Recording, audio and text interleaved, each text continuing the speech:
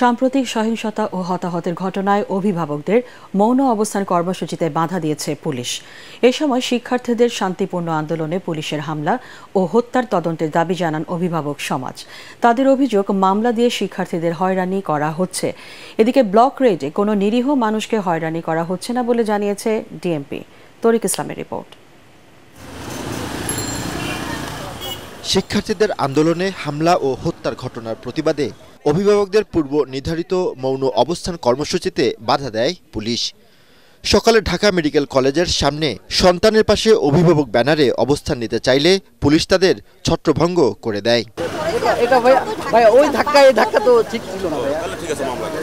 এ সময় শিক্ষার্থীদের উপর হামলা ও হত্যার বিচারের দাবি জানান অভিভাবক সমাজ।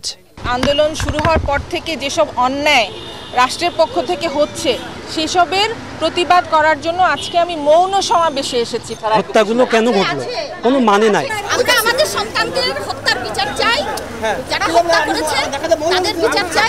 এদিকে চলমান সহিংসতায় ডিএমপির 50টি থানার 264টি মামলায় প্রায় 3000 জনকে আটক করা হয়েছে। তবে কোনো নিরীহ মানুষকে হয়রানি করা হচ্ছে না বলে জানায় ডিএমপি। সাধারণ কোনো ছাত্র ছাত্রীদের সঙ্গে বাংলাদেশ পুলিশ তথা ঢাকা মেট্রোপলিটন পুলিশের কোনো ধরনের কোনো বিরোধ নেই। আমাদের শত্রু হচ্ছে সেই জামাত শিবির চক্র যারা এবং বিএনপির যারা সন্ত্রাসী। আমরা তাদেরকে ধরার জন্য, যারা একেবারে ভিডিও দেখে দেখে ফুটেজ দেখে দেখে আমরা তাদেরকে ধরার জন্য আমরা প্রাণপণে কাজ করে যাচ্ছি। পুলিশের গ্রেফতার বাণিজ্যের অভিযোগ সঠিক নয় বলেও জানান ডিএমপির এই কর্মকর্তা। তরিক ইসলাম, এটিএন বাংলা, ঢাকা।